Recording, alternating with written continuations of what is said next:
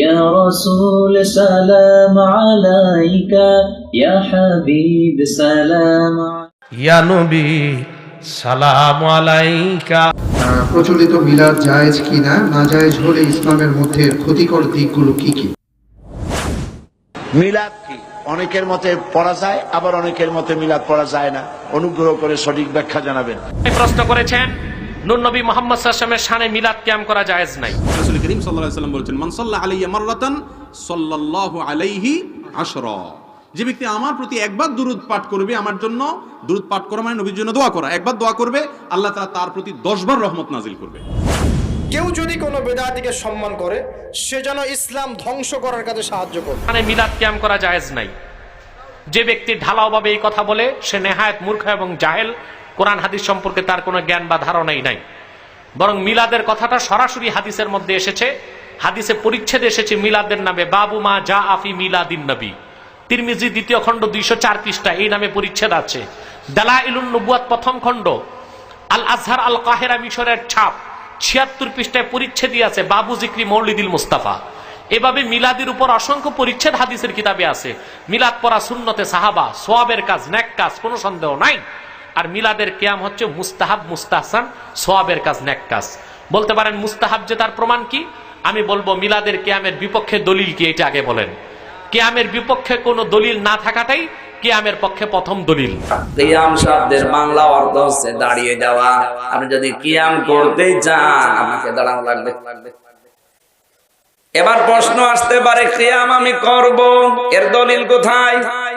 আপনি আন্দাজে কোনো বিষয় জনগণের সামনে বললে ওটা কোরআন হাদিস হবে, দলিল হবে না। ওর পেছনে কোরআন এবং হাদিসের কিছু নির্দেশনা থাকা লাগবে। এদেশে যারা শুধু কিয়াম নিয়ে, মিলাদ নিয়ে মারামারি করে, ফতোয়াবাজি করে যে পড়াই লাগবে, না করলে হবেই না, আপনার দলিল কই? আপনি যে দলিল দিয়েছেন ওটা কিন্তু দলিল না। কোরআনের কোন জায়গায় নেই যে আপনি দাঁড়িয়ে অথবা বসে অথবা শুয়ে কিয়াম না করলে হবে না, না আমি পাইনি, আপনি দেখান। মিলাদটা রাসূলের যুগে ছিল না। মিলাদ মানে জন্ম, মৌলুদ থেকে মিলাদ।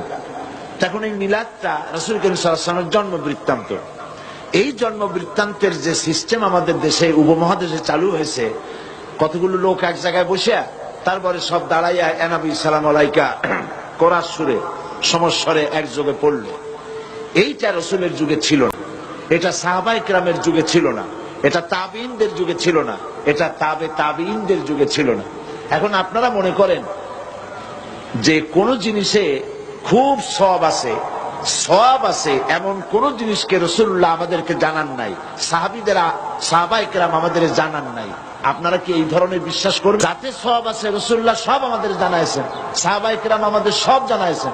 তো মিলাদে যদি সওয়াব থাকতো তো রাসূলুল্লাহ বললেন না কেন? সাহাবীদের চাইতে আমরা কি বেশি রাসূলুল্লাহকে ভালোবাসতে পারবো? জবাব দেন, পারবো? তো যদি এইটা রাসূলুল্লাহর ভালোবাসার কারণে হয়, তাহলে সাহাবীরা কেন মিলাদ পড়েন নাই? তারা কেন ইয়া নবী সালাম আলাইকা, ইয়া রাসূল সালাম আলাইকা একযোগে দাঁড়ায় পড়ে নাই? এই কথাগুলি বোঝেন আপনারা? রাসূলের যুগে নাই, সাহাবীদের যুগে নাই, তাবিঈনদের যুগে নাই, তাবিঈনদের যুগে নাই। রাসূলুল্লাহর ইন্তেকালের 600 বছর পর মিলাদ আবিষ্কার হয়েছে। এইরকম একটা সুস্পষ্ট বিদআত মুসলমানদের পালন করা উচিত নয়। রাসূল করিম সাল্লাল্লাহু আলাইহি ওয়াসাল্লাম বলেছেন, মান সাল্লা আলাইয়া মাররাতান সাল্লাল্লাহু আলাইহি আশরা। যে ব্যক্তি আমার প্রতি একবার দুরূদ পাঠ করবে, আমার জন্য দুরূদ পাঠ করা মানে নবীর জন্য দোয়া করা, একবার দোয়া করবে, আল্লাহ তাআলা তার প্রতি 10 বার রহমত নাজিল করবে। এই জন্য দুরূদ পাঠ করা ভালো জিনিস, কিন্তু দুরূদ পাঠের জন্য একত্র হওয়ার নাম হলো মিলাদ। দুরূদ পাঠের জন্য সবাই একত্র হওয়ার নাম কি? মিলাদ। কোরআন এবং হাদিসে দুরূদ পাঠের আমলটাকে ইন্ডিভিজুয়াল আমল হিসাবে রাখা হয়েছে, এটা যার যার আমল, এটার জন্য একত্র হওয়ার কোনো প্রয়োজন।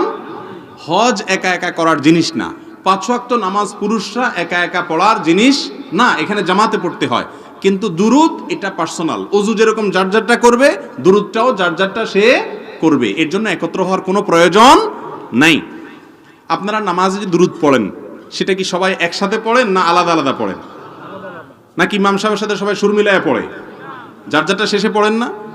নামাজের মধ্যে দুরূদ যদি যার যারটা শেষে পড়লে হয়, নামাজের বাইরেও দুরূদ যার যারটা শেষে পড়লে হবে ইনশাআল্লাহ।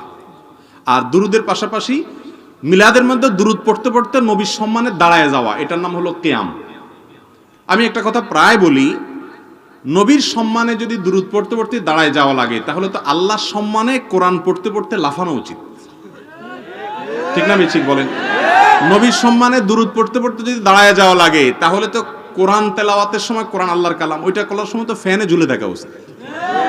বোঝা গেল এগুলোর সাথে আসলে কোনো সম্মানের সম্পর্ক নাই।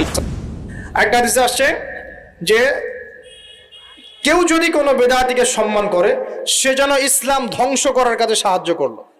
ইমাম মালিক রাহিমাহুল্লাহ একটা চমৎকার কথা বলেছেন, এটা বলছে, তিনি বলছেন কেউ যদি বেদাত করে, ফান্নাহু জাআমা, সে যেন দাবি করলো যে আন্না রাসূলুল্লাহ সাল্লাল্লাহু আলাইহি ওয়াসাল্লাম কদ খানা রিসালা, কেউ যদি কোনো বেদাত করে তাহলে সে যেন দাবি করছে যে মুহাম্মদ সাল্লাল্লাহু আলাইহি ওয়াসাল্লাম রিসালাতের সাথে খেয়ানত করেছেন। নাউযুবিল্লাহ।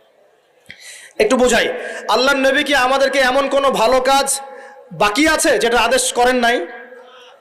এমন কোনো ভালো কাজ কি বাকি আছে যেটার আদেশ নবীজি করেন নাই? বা এমন কোনো খারাপ কাজ কি বাকি আছে যেটা থেকে আমাদের নবী আমাদেরকে নিষেধ করেন নাই? এখন আমি যদি মনে করি যে এই কাজটা বেশি ভালো, এটা করা যাবে, এটা বেশি ভালো, তাহলে আমি দাবি করছি আল্লাহর রাসূলের চেয়ে আমি বেশি বুঝি।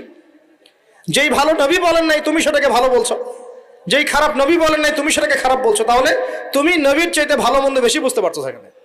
নাউযুবিল্লাহ। অথবা আল্লাহ পাক বলছেন আল ইয়াউমা আকমালতু লাকুম দীনাকুম, আমি দ্বীন ইসলামকে কামেল করে দিয়েছি, পরিপূর্ণ করেছে। ওয়া আতমামতু আলাইকুম নি'মাতি, তোমাদের উপর নিয়ামত পূর্ণাঙ্গতা দিয়েছে, পরিপূর্ণ করে দিয়েছে। ও রাদিতু লাকুমুল ইসলাম দীনান, দ্বীন ইসলামকে, এই পরিপূর্ণ দ্বীন ইসলামকে তোমাদের উপর মনোনীত করে আমি আল্লাহ সন্তুষ্ট হয়ে গেছি। সুবহানাল্লাহ। আল্লাহর রাসূল কোনো ভালো কাজের আদেশ করতে ছাড়েন নাই, কোনো খারাপ কাজে নিষেধ করতে ছাড়েন নাই, ওইটাই তার সুন্নাহ। এর বাইরে যা আছে সবই বেদাত। কথা কি বুঝতে পারছেন? মিলাদের মধ্যে আল্লাহ রাসূল সাল্লাল্লাহু আলাইহি ওয়াসাল্লামের উপর কিছু দুরূদ শরীফ পাঠ করা হয়। তো দুরূদ শরীফ পাঠ করা এটি তো অবশ্যই একটি বরকতময় আমল, অনেক সওয়াবের একটি আমল। আল্লাহ রাসূল বলেছেন, তিনি দোয়া করেছেন, মান সাল্লা আলাইয়া ওয়াহিদাতান সাল্লাল্লাহু আলাইহি আশরান, যে ব্যক্তি আল্লাহর নবীর উপর একবার দুরূদ শরীফ পাঠ করবে আল্লাহ পাক তার উপর 10টি রহম নাজিল করবেন।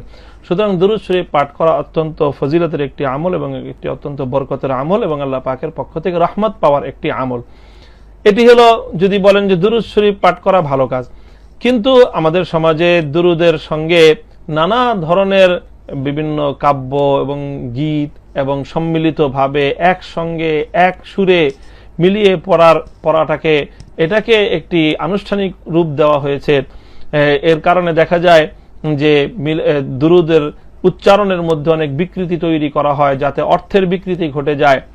তো মিলাদের এই যে রূপটা, যে সম্মিলিত কণ্ঠে তারপরে দুরূদ শরীফের যে উচ্চারণ, এটাকে বিকৃত করে যেটা পাঠ করা হয়, এটি সম্পূর্ণ নিষিদ্ধ, গর্হিত এবং গুনাহের কাজ হবে। আর কিয়াম করে নাই কি অন্যায় করেছে? কিয়াম না করাটাই তো ইসলাম। কিয়াম করাটা তারা বলতে পারবে সর্বোচ্চ বৈধ, কেউ কেউ টাইনা টুইনা বলার চেষ্টা করে মুস্তাহাব, এর চাইতে বেশি কিন্তু বেদাতিরাও বলতে পারে না। তো মুস্তাহাবই যদি বলো, তো মুস্তাহাব আবার একসঙ্গে করতে হবে কেন? কিসের সামাজিকতা? আর একসঙ্গে সবাই করলে যে সামাজিকতা, এই সামাজিকতা কে বানিয়েছে? এই সমাজকে নবী বানিয়েছে? এই সমাজকে সাহাবীরা বানিয়েছে? তোমার মনে চাইছে, তোমার কাছে বৈধ মনে হয়েছে বা মুস্তাহাব মনে হয়েছে, তুমি করলা, তার কাছে বেদাত মনে হয়েছে, করে নাই, তো কি সমস্যা হয়েছে? ইয়া নবী সালাম আলাইকা, এটা বললে কিচ্ছু হবো না, এটা বললে কি হবো না? তার কত জিলাপি সিন্নি খাওয়াবেন, এরকম হুজুর দাওয়াত দিয়া বাপের নামে মিলাদ পড়ান, কিচ্ছু হবো না, এটা বললে কিচ্ছু হবো না আপনি আব্বার কবরে। কোন বন্ধু বলো বেশি বিশ্বস্ত?